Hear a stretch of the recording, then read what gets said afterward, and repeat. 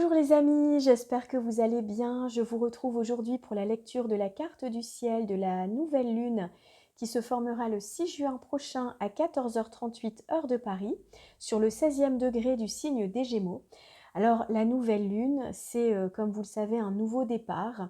C'est le point de départ du cycle lunaire qui dure 28-29 jours. Et donc c'est le moment idéal, cette nouvelle lune, pour être dans une phase d'intériorité, d'intériorisation, d'être à l'écoute de ce qu'on a envie de mettre en place pour ce nouveau cycle, et afin de semer les idées, les projets qu'on a envie de voir grandir tout au fil de la phase ascendante de la lune jusqu'à la pleine lune, et de récolter à la pleine lune ce qu'on a semé au début du cycle. Alors je vous dis ça parce que c'est vrai que si on a envie de vivre avec la lune, c'est d'ailleurs assez amusant, j'allais dire, à expérimenter, c'est que il y a effectivement différentes phases et on peut voir grandir les intentions qu'on aura semées au moment de la nouvelle lune, on les voit grandir tout au fil du cycle lunaire. Alors, pour autant qu'elles soient justes et que ça soit en accord effectivement à ce qu'on a vraiment envie de faire, quelque chose qui est important pour soi. Et si vous voulez, la phase de nouvelle lune, on l'appelle la phase d'idées semences. C'est-à-dire que c'est le moment idéal pour semer ce qu'on a envie de voir grandir pendant le cycle lunaire. Voilà. Donc, alors ici, c'est une nouvelle lune qui est dans le signe des Gémeaux. Alors, on a 5 planètes en Gémeaux, la Lune, le Soleil. On a Vénus, qui est conjointe au Soleil et à la Lune. On a Mercure et on a Jupiter. Donc Mercure qui est chez lui, qui est maître de la lunaison et qui est chez lui en Gémeaux. Alors, on a aussi d'autres aspects qu'on va aborder. Alors cette nouvelle lune, elle va nous porter aux échanges, aux rencontres, à la communication, également pourquoi pas aux études, à l'enseignement, et puis aussi aux questions autour de la mobilité, du voyage. Donc c'est une énergie qu'on va quand même fortement ressentir avec ces 5 planètes-là. Donc, elle impactera d'ailleurs davantage, elle impacte tout le monde, bien sûr, puisqu'on a tous du Gémeaux quelque part dans notre thème, même si on n'a pas de planète ou de point. Mais si on a des planètes ou des points en Gémeaux, en Sagittaire, donc dans le signe qui est opposé, ou encore dans les signes en carré, donc la Vierge et les Poissons, donc quand on a des planètes ou des points dans ces signes, on peut ressentir davantage les effets de cette nouvelle lune. Alors c'est très bon aussi pour les autres signes d'air, donc la Balance et le Verseau, et puis pour les Lions et les Béliers également, signes de feu, qui s'entendent très bien avec le signe des Gémeaux. Donc quand on a des astres ou des points dans ces signes-là, c'est très positif, bénéfique, et on peut avoir des opportunités, voilà, des choses assez agréables. Donc avant d'entrer dans l'énergie des Gémeaux, puisqu'elle est bien importante à comprendre au moment de cette nouvelle lune, je fais juste une parenthèse pour vous dire que ce mois de juin, j'organise 6 ateliers, donc 3 thématiques différentes sur 2 dates. Alors, je vais aborder les 8 phases de la lune. Donc, les 8 phases de la lune, c'est effectivement comment vivre au rythme de la lune pour pouvoir co-créer avec les énergies du moment. Donc si vous voulez vous inscrire, vous pouvez trouver le lien en barre d'informations, ou sinon vous pouvez me contacter directement par email si vous préférez passer par moi. Vous trouvez également mon email juste en dessous. Alors le deuxième atelier, c'est comment interpréter par soi-même sa carte du ciel natale. Donc là où je vous donne je vous propose une méthodologie, une approche pour vous permettre d'interpréter par vous-même en toute autonomie votre carte du ciel. Et ensuite, donc, le troisième atelier, c'est comment interpréter sa carte de révolution solaire, donc le thème de l'année, avec les énergies du moment, les énergies en jeu, les défis, les ressources de l'année. Donc pour pouvoir comprendre ça, déjà, comment fonctionne la méthode de la révolution solaire et quels sont les indices, les aspects, les informations à aller voir en priorité dans cette carte de révolution solaire. Voilà, donc je vous invite à vous inscrire, il reste encore quelques places donc pour le mois de juin, donc vous trouvez les coordonnées en barre d'informations. Donc on reprend cette énergie des Gémeaux.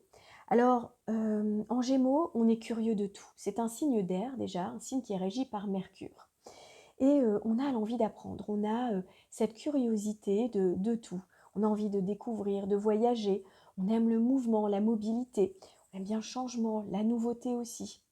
Le signe des Gémeaux, c'est un signe qui est touche à tout, qui est polyvalent, qui est d'ailleurs très ingénieux, astucieux, qui est un petit peu comme un magicien qui trouve des solutions. Donc l'intellect aussi est très important. On a besoin d'être stimulé, de peur de s'ennuyer, parce que voilà, on est beaucoup dans la sphère cérébrale. Avec Mercure, on est dans le mental, dans l'intellect.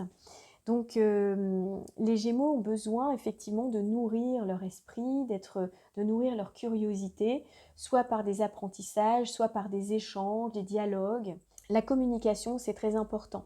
Le signe des Gémeaux, il est très doué pour nouer des contacts, des échanges dans la facilité, parce que voilà, il y a la tchatch, on va dire comme ça, avec les autres, une éloquence, on sait jouer avec les mots, on a de l'humour, donc on peut créer du lien comme ça facilement.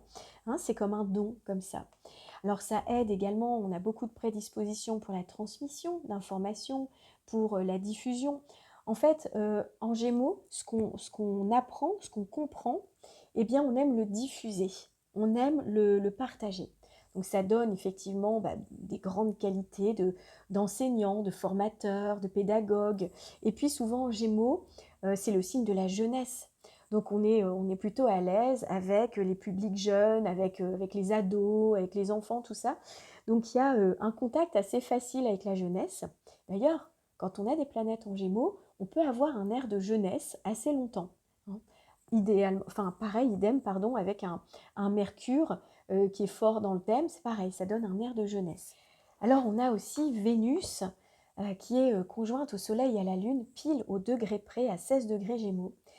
Donc Vénus, eh bien, c'est la planète du lien affectif, de l'amour, du plaisir qu'on a à être avec les autres. C'est également nos valeurs, c'est le lien avec l'art, la beauté, la créativité. Donc ici, c'est tout à fait possible que les personnes qu'on rencontre, les liens concrets, soient très bénéfiques, favorables, agréables. Vénus, elle met de la sympathie, de l'humour, de la rondeur, de la diplomatie, de l'harmonie, du charme. Donc Vénus, là, ici, en Gémeaux, elle charme par les mots. Donc ça peut être des contacts qui sont très agréables et c'est favorable, bien sûr, aux rencontres amoureuses également. Donc, tout dépend comment c'est placé dans votre thème, bien sûr. Mais voilà, globalement, c'est un très bel aspect. On a aussi Mercure qui est dans son signe en Gémeaux, qui est conjoint également au Soleil et à la Lune, même si c'est un petit peu plus distant. Donc effectivement, on voit bien que ça renforce encore cette énergie dont je viens de vous parler. Alors, ce qu'on observe, c'est ce carré donc à Saturne. Donc ça, on va dire que c'est le premier défi de la lunaison. On a vu tous ces beaux aspects effectivement des Gémeaux. Et ce Saturne en carré, alors le carré c'est un aspect de 90 degrés, hein, donc c'est un aspect qui est réputé pour être, on va dire, pour amener des tensions, des problématiques parfois, des difficultés, mais pour amener une évolution. Et avec Saturne, on est toujours dans un apprentissage. Saturne est toujours là pour nous apprendre quelque chose, pour nous élever. C'est le guide, c'est le sage qui est à l'intérieur de chacun de nous. Donc ici, Saturne, lui, il est dans la profondeur, dans le sérieux, dans la discipline, dans l'engagement, dans la durée, donc dans l'essentiel, dans le cadrage. Donc il est, j'allais dire, je ne dis pas qu'il est à l'opposé de cette énergie des Gémeaux au départ, mais les Gémeaux, eux, on est beaucoup plus ici dans la superficialité parfois, le côté, l'instant présent. On n'est pas forcément dans l'engagement, on est plus dans la curiosité du moment. Donc il y a de la légèreté, contrairement à la lourdeur parfois de Saturne. Donc vous voyez cette insouciance des Gémeaux, cette légèreté aussi, elle n'est pas tout à fait, c'est pas tout à fait la même énergie que l'énergie de Saturne. Donc quel serait le message ici? Parce qu'on a Saturne qui est carré à la Lune, au Soleil et à Vénus. Et puis aussi, à Mercure c'est un peu large. Mais au luminaire en tout cas et à Vénus. Donc je dirais que l'idée c'est peut-être de se poser la question, dans cet apprentissage saturnien là, de se dire comment je peux faire pour être un petit peu plus dans les nouveaux échanges, ou dans les échanges, la communication en général, ou les apprentissages, comment je peux mettre plus de sagesse, plus de profondeur, plus d'éthique, plus de sens dans toutes ces approches. Comment je peux construire sur du long terme. Alors Saturne invite toujours à la prudence, à avancer étape par étape, ne pas brûler les étapes pour construire de manière sûre, fiable. Donc c'est cette idée d'être prudent pour être dans une forme de protection, mais c'est-à-dire poser des limites saines. Donc pour soi comme pour son entourage, c'est-à-dire que dans les rencontres qu'on peut faire, dans ces échanges qu'on peut avoir, dans ces communications, dans ces apprentissages, c'est eh bien de poser certaines limites parfois. Alors ça peut demander effectivement aussi eh bien, de faire du tri, de faire des choix, de mettre fin peut-être à certaines situations avec Saturne en carré. Pour justement tout ce qui est bancal à mon avis, avec Saturne, tout ce qui est bancal ne tient pas. Donc Saturne demande de la stabilité, de s'engager. Donc voilà, c'est par rapport à l'énergie des Gémeaux, il se peut que ce ne soit pas aussi léger que prévu. C'est-à-dire qu'on peut avoir, ça peut faire appel à prendre eh bien, certaines responsabilités, à s'engager, à fournir des efforts, à travailler, à être sérieux, à être carré. Voilà, donc tout ça, voilà, ça vient un petit peu peut-être contrarier, on va dire au départ, mais on comprend pourquoi. C'est parce qu'il y a un message derrière, il y a une vraie sagesse, il y a quelque chose à comprendre pour gagner en profondeur. Alors je vais vous proposer quelques idées, effectivement, pour bien avoir profité de cette énergie des Gémeaux, pour se poser les bonnes questions et voir, regarder un petit peu dans nos vies comment ça nous parle. Alors, les propositions, c'est, voilà, le verbe est créateur. Donc, on se rappelle en Gémeaux, Mercure, qui maîtrise le Gémeaux, eh bien, c'est le messager des dieux. Donc, il diffuse de l'information pour éveiller, pour gagner en conscience au départ. Mais dans les travers, ça peut aussi être l'inverse. Ça peut être diffuser des informations pour son propre intérêt, voire parfois être un peu dans le mensonge, voilà, dans des choses qui ne sont pas tout à fait justes. Donc ici, avec Mercure, eh bien, on peut se dire, tiens, le verbe est créateur. Se rappeler ça, que chaque mot a un pouvoir, un potentiel créatif. Les mots ont un pouvoir incroyable.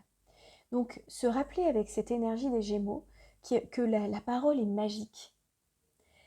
Voilà, et qu'on peut créer sa réalité. Saturne, qui représente le concret, le pragmatique, le contexte, le cadre, la réalité. Donc, on peut créer sa réalité à partir du verbe. Donc, peut-être essayer de repenser un peu comment on peut avoir effectivement, comment on utilise son expression, que ce soit les écrits, que ce soit la parole, essayer d'être un peu plus juste, de mettre plus de sens, plus de profondeur peut-être aussi. Alors après, je repense souvent aux accords Toltec qui ont un principe, un accord qui est d'avoir une parole impeccable. Alors c'est vrai que c'est pas toujours simple et parfois on l'oublie, mais c'est peut-être un petit clin d'œil de Saturne là, de se dire tiens, comment je peux être dans mes échanges avec les autres avec une parole juste, on va dire. Ça peut être également être authentique dans l'expression de sa vérité. Donc exprimer sa vérité. Qu'est-ce qui est vrai pour soi? L'exprimer avec justesse. Ça peut être aussi régler une problématique avec une conversation, avec quelqu'un en particulier. Et puis avec Vénus, essayer de mettre de la rondeur, de la diplomatie, de l'harmonie, de la paix. Après, ça peut être également des réponses qui peuvent venir par une communication avec quelqu'un pendant cette lunaison. Alors avec Saturne en carré au luminaire et à Vénus, peut-être aussi qu'on peut se sentir à un moment donné frustré, on va dire, sur le plan affectif. Il peut y avoir des déceptions ou devoir mettre fin à une certaine situation ou à un schéma affectif. On peut être un peu dans la déception, dans la frustration ou pour certaines personnes, parfois, dans une forme de tri relationnel. Qu'est-ce qui est juste pour soi aujourd'hui? Quels sont les liens qui sont vrais, qui sont profonds? C'est peut-être ça, tout simplement. Et il peut y avoir à un moment donné des doutes, des peurs, peut-être une dévalorisation. Donc peut-être l'idée c'est de ne pas céder à ça, c'est juste de se demander, de se poser la question, dire qu'est-ce qu'on peut réajuster en fait, comment on peut restructurer les choses ou alors s'il faut mettre fin à des situations, bah, que faire hein, dans ce cas-là? Saturne nous apprend de toute façon toujours quelque chose. Donc attention à la fatigue aussi potentiellement avec Saturne en carré au luminaire, on peut se sentir un petit peu fatigué ou déprimé, ou comment dire, un peu dans un état mélancolique, c'est possible par moment. Donc l'idée c'est de retrouver, de se connecter aussi à cette joie des Gémeaux, tout en étant dans l'essentiel, dans ce qui compte pour soi. Alors on a également Pluton qui forme un carré à Mars. Alors Pluton carré Mars, donc ici ils vont former leur aspect précis, on va dire, le 11 juin. Mais disons qu'entre le 8 et le 14 juin, on va être dans cet aspect, on va dire, opératif. Et ici, le carré de Mars à Pluton, alors ça peut être un peu passionnel, intense avec Pluton, et très évolutif.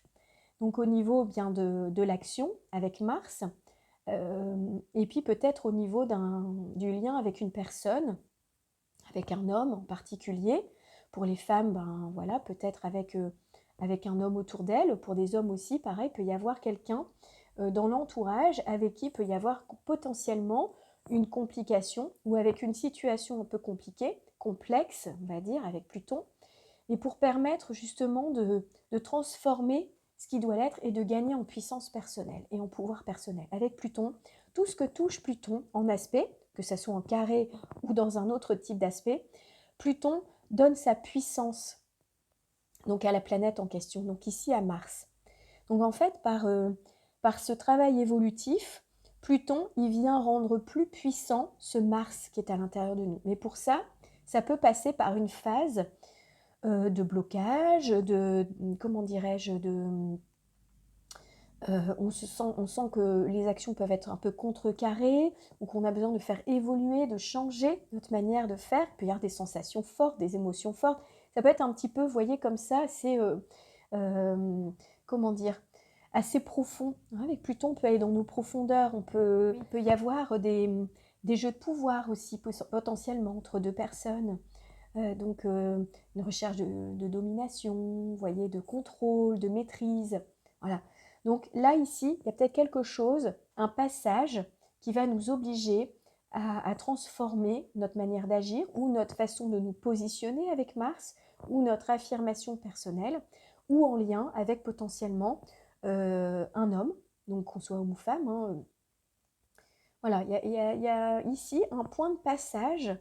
Alors attention aussi à l'agressivité, attention parfois eh bien, à la violence potentiellement, on peut être victime de violence ou avoir un comportement parfois de colère ou un comportement agressif. Donc petit bémol, hein, surtout aux alentours du 10-11 juin particulièrement, on fait quand même attention, attention aux blessures aussi parce que Mars-Pluton, eh bien, c'est les objets tranchants, tout ça, donc attention, voilà, on est vigilant, on va dire, sur ces jours-là.